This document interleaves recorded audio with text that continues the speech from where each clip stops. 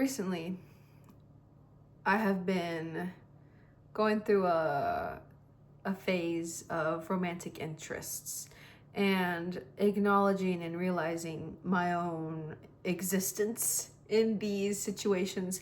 I have noticed some things that I got exactly what I wanted. And from that, I have ended up on a side that not really most would consider successful. And I'm sorry if I'm speaking in code. I'm trying to be studious, I guess, with my vernacular. But um, when I was in a relationship, my first serious one ever, I got exactly what I wanted. I wanted someone to need me. I wanted someone to need me to be alive because I love to feel needed. And that is what I got in the most extreme form.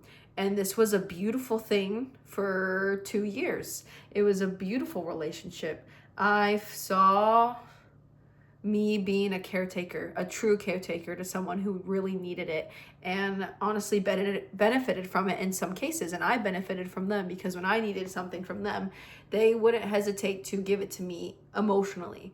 The only time when it got bad is when they started to depend on smoking. And I was replaced with smoking. And not that this is a bad thing that I wasn't needed anymore, but it was just what replaced me was something that was still outside of him that made him feel even more empty. And I would try to tell him, you don't need to smoke, you need to stop. Like, this is hurting you. And he couldn't do it. And he ended up ending the relationship because he wanted to explore and experience things. And I was just, like, we were so constant for a long time. He just wanted something new. And that was okay because I saw he was hurting and I just wanted more than anything for him to be happy. But besides the point, after breaking up, he told me recently, like, this is like a year later, that he still loves me and he's never going to stop loving me. And hearing him talk, I hear desperation in his voice, like almost like he can't live without me, that there's no one else in this world that he wants more than me. And that is something I wished for, and now I feel uncomfortable hearing that someone else needs me to be alive. That isn't love. That's desperation. That is lack. That is, it feels icky. It feels cleany. It doesn't feel true. It doesn't feel authentic. It just feels like, doesn't feel right. It feels uncomfortable. And I expressed this to him and I said how this isn't right. The more you chase something, the more it's going to run away from you. Not that if he stopped chasing, I would come back, but chasing, period, is what is wrong. He needs to chase himself. He needs to live for himself. And I am happy to see where he is now. He is slowly, I could see how he just wants to love himself, but he still talks about how he's doing it for me, to be better for me. And it just feels icky. I don't like it. And I want him to live for him. He shouldn't live for anyone outside of himself.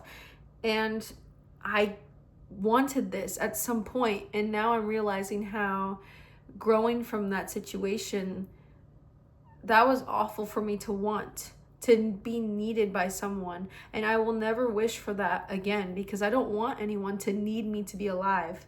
And it's interesting because in my most recent relationship, not with the first serious one I had, he didn't need me at all. He could have been totally fine not talking to me for months.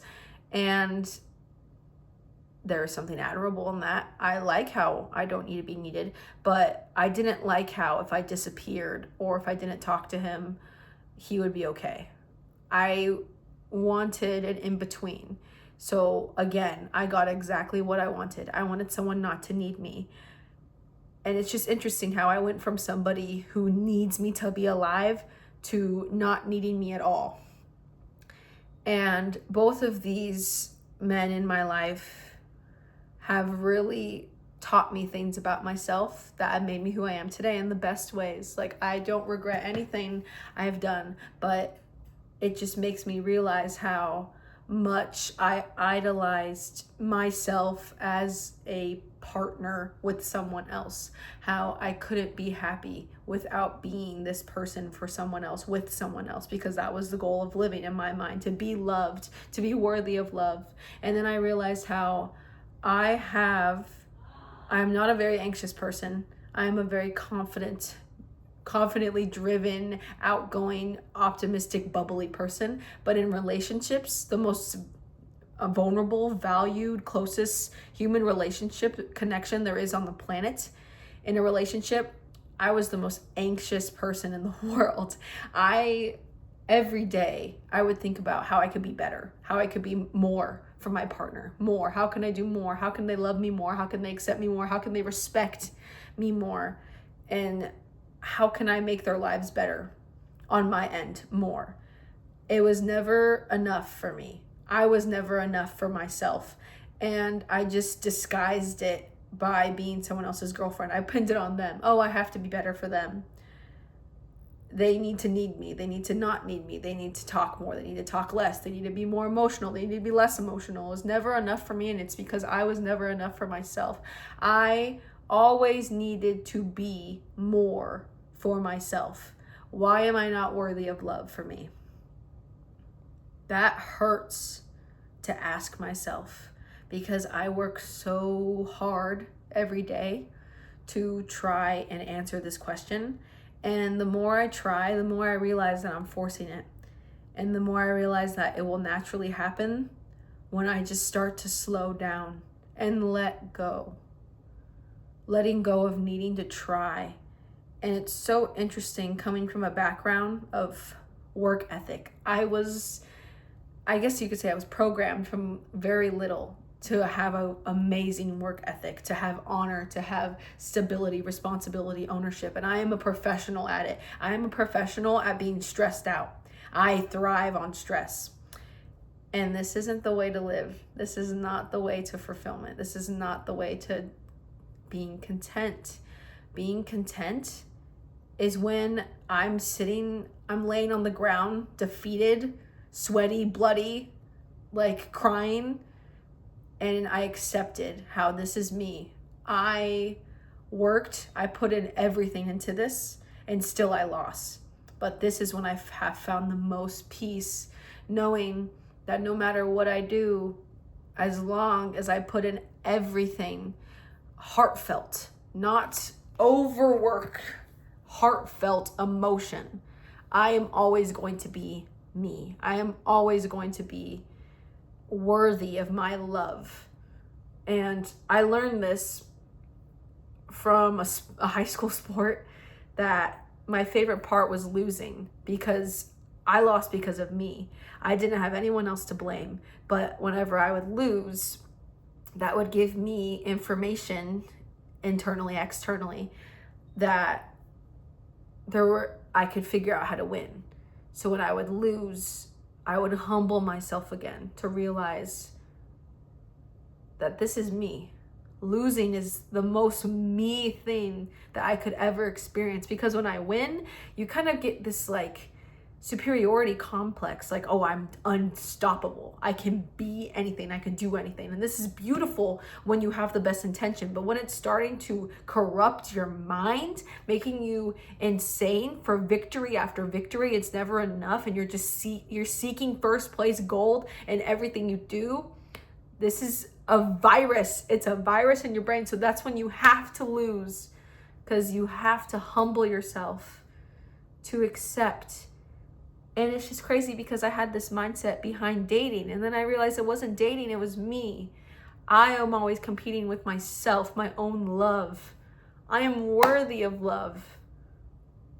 And it took losing everything to realize that.